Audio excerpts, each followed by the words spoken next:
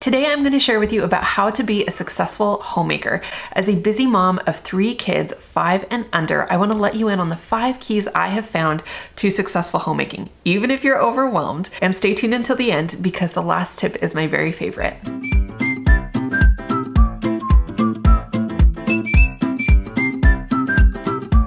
Hey, if we haven't met before, my name is Betsy. I have a wonderful husband and 3 small kids, ages 5, 4, and newborn.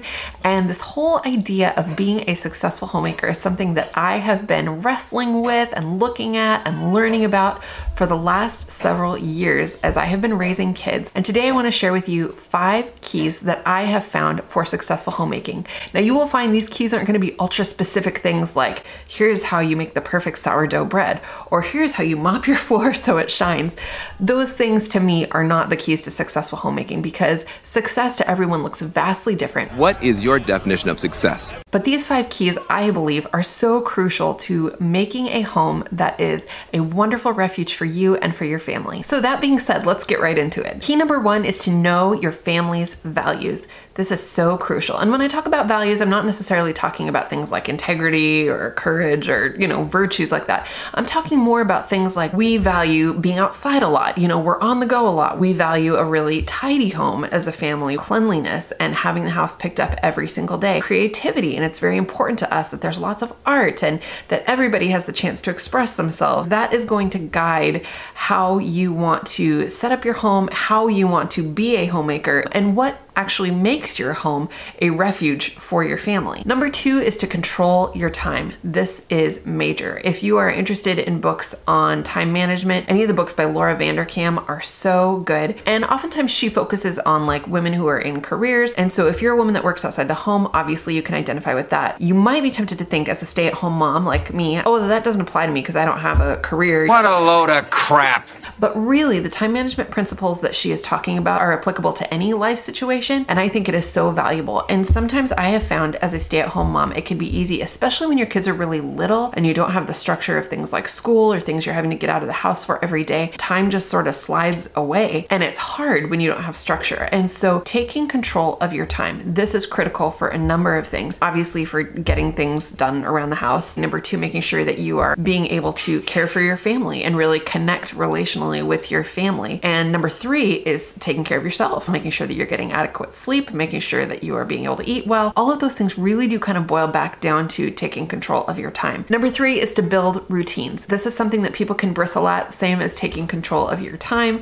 People think, oh, I'm not a routine person. I don't want to, get locked into some sort of routine. I'm tired, I'm hungry, and now I hate this routine. But the truth is that there are routines for every type of person out there. I've done several different videos on cleaning routines, and if that's something that you're struggling with around the house and something you're wanting to look at, I have a video where I compared 5 different cleaning routines. I will link that up in the description box below. But there are a bunch of different routines out there that are reflective of different types of personalities. If you're more of a relaxed personality, more fly by the seat of your pants, somebody that really likes to plan ahead. If you are a person that likes to do a little bit of something every day, batch do things and do things all at once. Routines are so important. And so I would point you to the Clean Mama cleaning routine. That is a cleaning routine that I have loved and used for several years now. Fly Lady is a great cleaning routine. There's a bunch of cleaning routines out there. These routines oftentimes go beyond just cleaning and delve into making sure that you're building time for self-care, making sure that you're making time for friends, making time for you and your spouse. So it goes beyond just making sure that your floors get vacuumed and making sure that your dishes get done, but it kind of encompasses all of those things. And if you are feeling frustrated and feeling like, man, I just cannot get on top of this homemaking thing, starting with a routine, trying it out, seeing how it goes, and if that one doesn't work, then switch to something else. A routine that I have been embarking on recently is the Sidetracked Home Executives routine, and that is kind of an index card cleaning routine. I did a video all about that, and I will link that up below. But for me, that is something that I am trying now, having 3 kids, and I'm gonna see how I like that and how it works. The beauty of all this, of course, is if you don't like it, you can change it. Key number 4 is don't compare, and you probably would have guessed that I would have said this. The killer of successful homemaking is comparison. It can prevent you from living out your fullest potential as a successful homemaker. Social media and all of the things that we have out there now online promote comparing with each other and looking at other people and basically just seeing how we're falling short. We all know it's fake, we all know it's not true, but for some reason we continue to compare ourselves.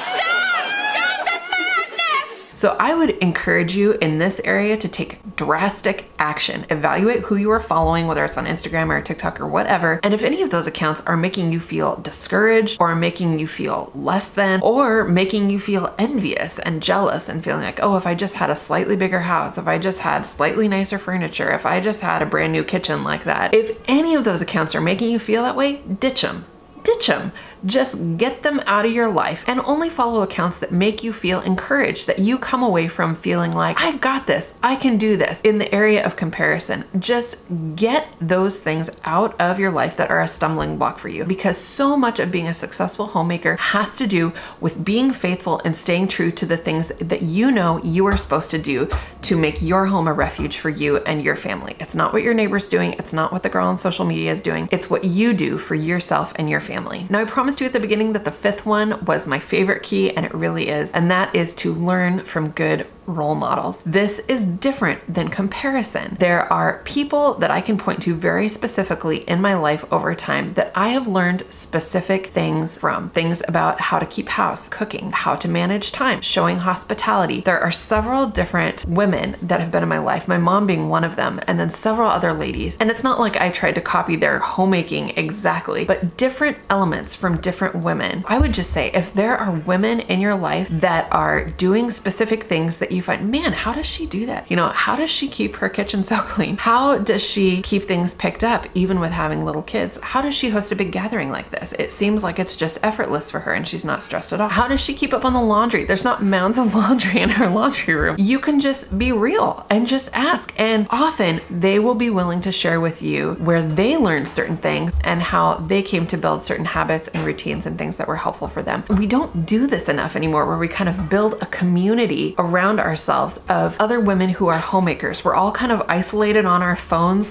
scrolling, looking at what different people are doing, making a lot of assumptions about how they do things and, oh, they're so perfect and all of this. And it has been a tremendous game changer for me to go eyeball to eyeball, real life, with women that I actually know in my real life and ask them, how do you do that? Or how did you do that? You know, your kids are older now. How did you do that when your kids were little? And just sending them an email or just having a conversation with them, because these women are willing to share. And it is so much more encouraging to talk to someone in real life and get actual real life advice from someone who has been there. Be on the lookout for women who different aspects of their homemaking you want to emulate, and then ask them, talk to them, and figure out what they're doing, and then try it yourself and see how it goes. Well, I'd love to hear below some keys that you have found to successful homemaking. That would be an encouragement to me. I know it would be an encouragement as well to other people who read in the comments. So please sound off in the comments and tell me your tips for successful homemaking. If you enjoyed this video, please like and subscribe. And if you are looking to start some basic routines, like I mentioned in the video, I will point you to this video right here, which compares 5 different cleaning routines. I will see you in the next one. Bye.